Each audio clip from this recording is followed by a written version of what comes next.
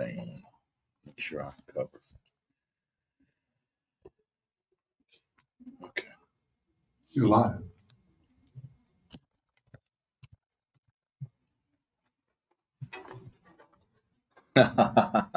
I'm chuckling because I want to just welcome you. I'm excited to be with you. This is Kenny Randall, and I have so much to share with you today as we talk about conversations at the curve. And getting to the curve sometimes is not always the easiest thing to do. You can see it from a distance, you think about it, and you probably want to know, why are we talking about conversations at the curve? Because I know you were working on Conquer Your Curve, and you wrote a book, Kenny, called Run the Curve. Well, all of it kind of collides and comes together for a very good reason. I'm going to tell you about conversations at the curve. First, if you look at sports, and I was a high profile athlete, I was an elite college athlete, particularly in track and field. I had the fastest time in the world 2 years in a row in the 400 meters leading up to the Olympic Games. So I was pretty good at what I did. And most people think that athletes just show up for the game or show up on the track because they're fast, show up for the game because they're gifted, show up for the tennis match because they got it like that. But let me share something with you. That's not true. You may have it like that. You may be brilliant in your sport. You may be brilliant in your vocation. You may be brilliant in your work. But everyone has to run and work and be able to practice. Probably the best word I could find. So I want to talk about today conversations at the curb. And I chose conversations because I was trying to remember in my memory banks about when did I have conversations on the track. Well, it didn't take place at practice because everybody was busy running. Everybody was focused on what they had to do. But most of the conversations took place on an area they called the infield. Now, the infield is a designated area on the track where whatever your sport is, you kind of congregate there and you're doing having conversations, you're actually stretching. But more importantly, believe it or not, you're actually strategizing. And people say, you're actually strategizing? Yeah, you're strategizing. You're strategizing on the infield to talk about what's going to happen. You talk about what has already taken place and how can we get better. Isn't that amazing? I had those same conversations when I went into left sports and went into corporate America, and we started having those conversations in meeting rooms. We started having those conversations in conference rooms. We started having those conversations in boardrooms. Only the conversations about how to get better, how to strategize for the next, how to get on top of your game, how to ensue different pointers and different ways and means of being able to get better. Now, I tell you what, that also took place as I moved from that realm into what actually happened at the same time, and that was ministry for me. So, for me, being able to share with you today, I'm excited because we get to have some conversations at the curve.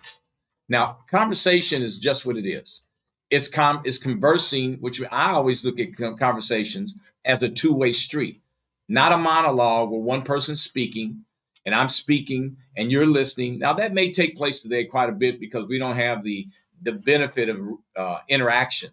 I don't know if we're set up for a chat today, or else I'd ask you to chat back to me when I pause and ask you some questions. But the most valuable use of our time today, I don't believe, will be trying to provide a solution because I don't really know what your problem is. Provide a direction or take these 5 steps to be successful or take 3 steps over here to be more powerful. I believe you're going to get all that and you will be all that and you probably already are all that. But I want to spend the time having a conversation because conversations are always valuable. I found that the most valuable conversations are when people are asking questions. If you ever notice that, if you ever walk into, and I had a lot of sales calls because that's where I cut my teeth when I came into corporate America. I went into sales. I came right out of sports, went into sales for a very high profile, successful corporation. At that time, it was one of the biggest and the largest in the world. And they had an outstanding training program. Outstanding, is one of the best in the country. And you know what they continually had us focus on is how we could ask effective questions so that we can have a great conversation. You know, you can walk into an actual room and have a great conversation, whether it's your prospect or whether it's your employees or whether it's your team. And if you're asking more questions, they'll think that you're the greatest conversationalist. How about that? So conversations make a big difference. So we're going to have conversations today at the Curve. I'm going to ask you some questions. I know I can't hear directly back from you, but my objective is to actually get you to think. My objective is for you to actually begin to think about the questions I'm asking. Okay. And once you're able to think about them, then as we go down the road, should you want to go down the road further with me, then we'll start to really zero in on what is your curve. Because that's the first question I'm going to ask you today. What is your curve? I don't know. What do you mean by what is my curve? What is that one thing, that one scenario, that one situation that you find yourself constantly confronting or constantly being involved with or constantly thinking about all the time or constantly saying, how do I get over it? How do I jump over that obstacle? How do I jump over that barrier? But I also want to share something with you too. When you hear about the word curve, a curve is not always a barrier. A curve is not always an obstacle. Oftentimes, believe it or not, a curve is an opportunity, but it's disguised sometimes as a barrier. It's disguised as something you have to jump over, but it's really to help us perfect our game. And the greatest way that I found, because my entire life, this whole transformation coach that you hear about, and I am a transformation coach. I had to really think about that a long time about how do I get to that place of a transformation coach? Because you have a lot of transformation and a lot of transition and then a lot of transformation and then a lot of transition. That's what I've had my entire life. Transition, then transformation. Transition, then more transformation. And you may be similar. And you might be right now transitioning in wherever you are, transitioning in your work, transitioning in your role, transitioning in your position. But the whole end game, I hope it is that you want transformation. I talk to a lot of business professionals, a lot of people in clergy, ministry professionals, ministry leaders, as well as sports athletes. And they're all wanting to move to their next, or they all are wanting to go to where they can transition to the next place. But as you're transitioning, you're actually moving forward in transformation. I'm going to give you something. I'm going to give you a scripture actually out of the Bible. Now, we're not going to church here, but I have to tell you something. Most of my conversations, my foundation, my platform, a lot of the insights that I have gotten and gleaned over the years have come from the Bible because I'm a servant leader. And so I believe in being able to just share with people where my source is. I don't want you to think I'm just so brilliant and smart in some of the things I share with you.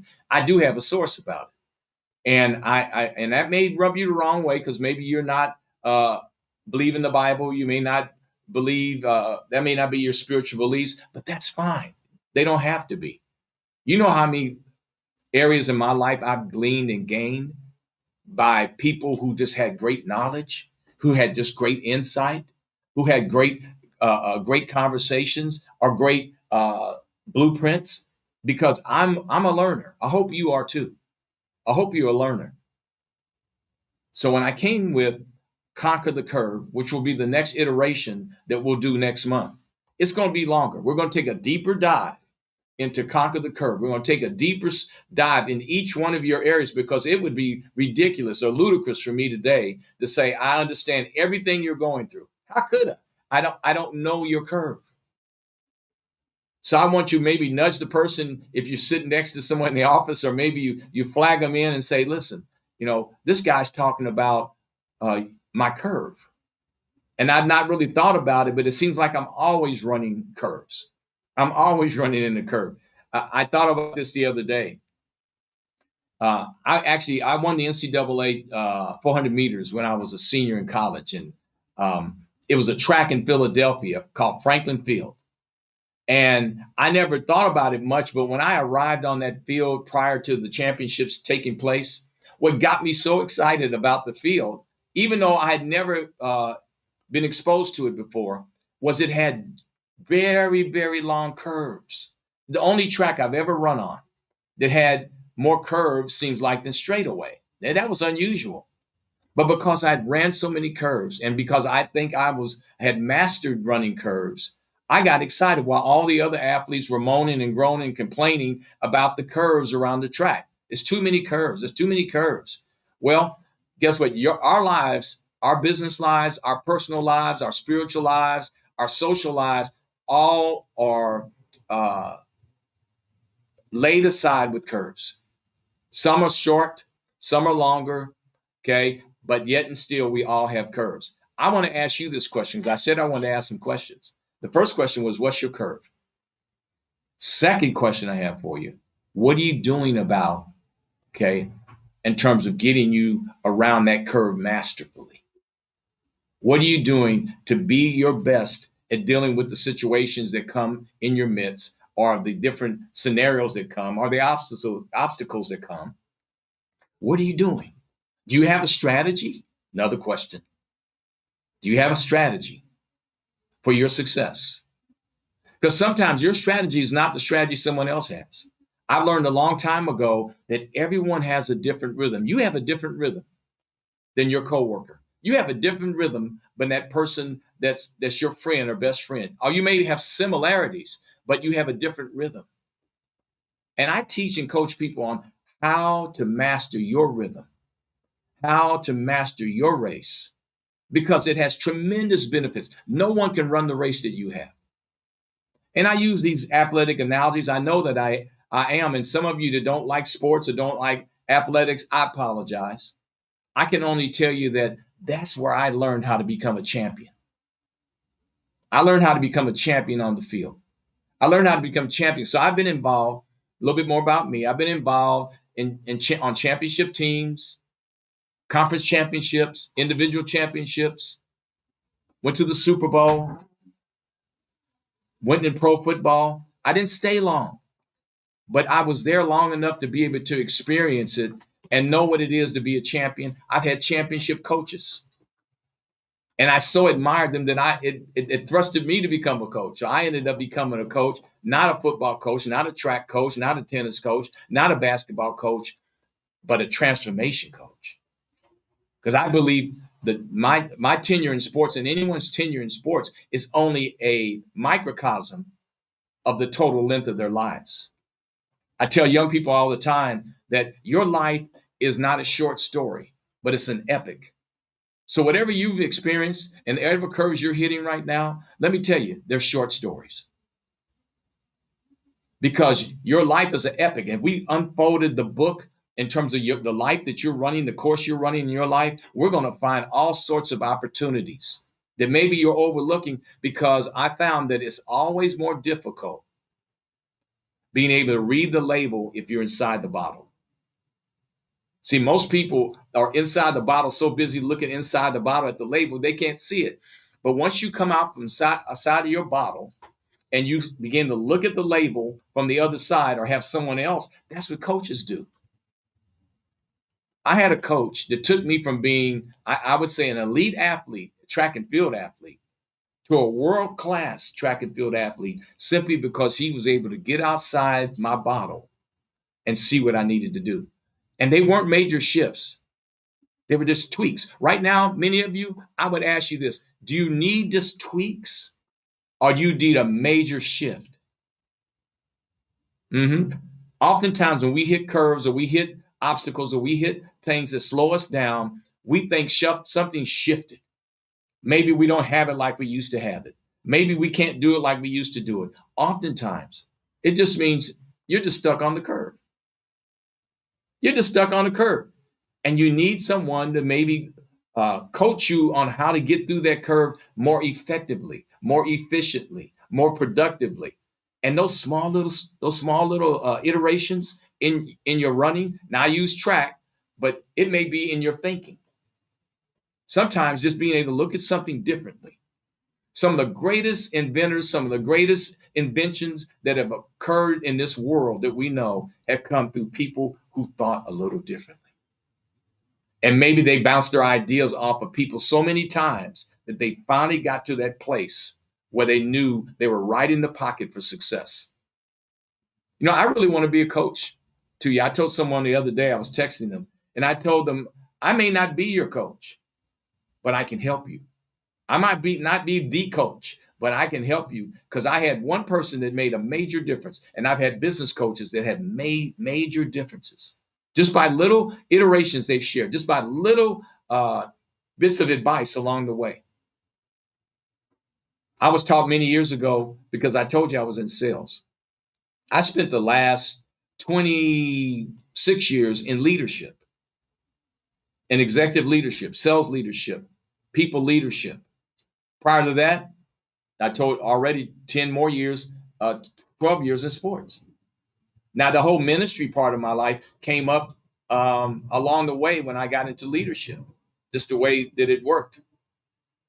But ask yourself the question, what am I doing over and over again repetitively? It seems like it's not getting me where I need to be at.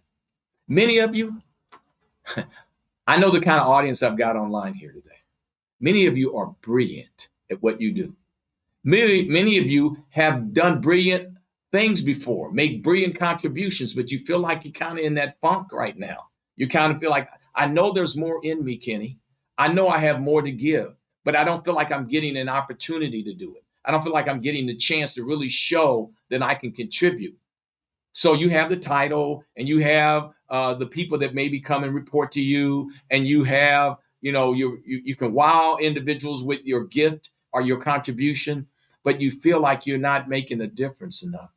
You feel like no one's really listening. You don't feel like you have no one's hearing your ideas that can move the needle.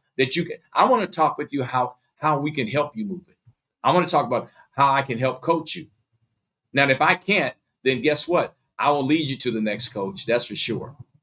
That is really for sure. Let me give you a great example. Before we did this video that you're getting right now, you won't believe what we had to go through to get to this point. We hit a curve before the curve. Before I talk to you about the curve, I hit a curve. Now, I didn't ask for it, but it came. And then we had to make adjustments along the way. But I know that adjustments always take place. I don't freak out when there's adjustments. I know that I just have to deal with them. Just like when I would go running an event or running on a track. Every great elite athlete, whether it's a football player or whether it's a basketball player, I saw the WNBA the other evening, and I was amazed by how great these women are. I was amazed how great they can handle the basketball. And they shoot better than the men, because they shoot jump shots. They don't shoot a lot of threes. They know how to work the basketball. But you know what? What is tremendously great about them, okay, and people lose sight of this, and I'll share it with you, because you do it automatically almost. The greatest growth component of your life is in your habits. It's in your habits. And we lose sight of our habits that got us to where we were. I tell athletes all the time that are finished with professional sports, and they feel like the cheering stopped, and they feel like, where do I go from here? And I begin to bring them back to the strategic steps that got them to where they were. They just have to point it into a different direction. And that's the habits. Great business accomplishments have come not only just through great minds, but great habits. Because you can have a great mind and you can have great intellect, but if you don't have great habits, it will never carry you as far as it can if you have them. I wrote a book called The Champion Mindset. Now, really, what we're talking about today is an outgrowth of that very book, The Champion Mindset. Talking about the curve, conquering the curve, running the curve, comes out of a champion's mindset on how you do something. When I left sports, that's the one element I took with me, my mindset. So we'll dig deep into the mindset and maybe make those tweaks, those little small tweaks that will carry you to the next level. I've been blessed. I've been fortunate enough. God has blessed me to do three things. Number one, to be able to be around great people. And that's been a constant in my life. Number two, being around great people, great companies or great organizations, and great causes. Those three. Because I love a great cause. How about you?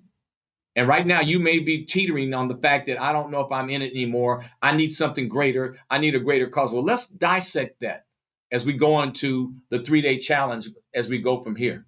Let's dissect what that looks like for you, because maybe it means you have to pivot. Maybe it means you have to reposition yourself, not rediscover yourself, not reinvent yourself, because we talk about that, reinventing yourself, rediscovering yourself. No, but maybe just repositioning yourself to the greater. I'm excited about what we're embarking on, what you're embarking on. Just the fact that you're listening to me right now tells me you want more, tells me you deserve more. It tells me all of that. And you want the greater. Lastly, I was thinking another scripture that the Bible says, let this mind be in you, which was also in Christ. What's your mind like right now? So if you can have that same mindset, then you can accomplish anything you want to. Oftentimes, it's just being able to zero in and being able to have people help you see it better, because you're right on the verge of your next. I don't care if you started 10 companies and had success, you're probably looking at starting your next 2 companies. How you see it is invaluable. But more importantly, how many people do you bring along with you? How many people have you brought along with you for the ride where they actually have gotten your mindset, where they actually have gotten the benefit of your strategies, the benefit of your thinking? Oftentimes, we're so busy working in things, we don't have a chance to work on them. I want to talk about how to work on it. If you're a leader, how do you work on it so you bring your people forth to create more leaders? Maybe that's your legacy. We'll get a chance to talk about legacy. Maybe your legacy is bring others along. I know my part of my legacy is to bring along my family and whatever I do. Sometimes they bring me along. I feel like they're leading me most of the time versus me doing the leading. But I'm excited to be here. I'm excited that we finally got a chance to talk. Think about these conversations. What is your curve? And what's your strategy to run through your curve? And how do you take that curve and make it an opportunity and not looking at it like an obstacle? And then we're going to work towards then how do we have the victory in our companies, victory in the marketplace? Oh, I love challenges. I love Goliaths. I talk about Goliaths all the time. I love Goliaths. I love taking down Goliath. What is the Goliath you're dealing with right now? It may have nothing to do with your work. It may have something to do in your home. It may have something to do with your associations, but it's a Goliath to you. Well, you probably need to get you some stones and put them in your bag and get ready to take down some giants. And I love taking them down. So you got a giant killer here with you. I'm Kenny Randall, and I'm so glad to have some conversations with you today about conversations on the curve. And guess what? They never stop. Don't you? Take care.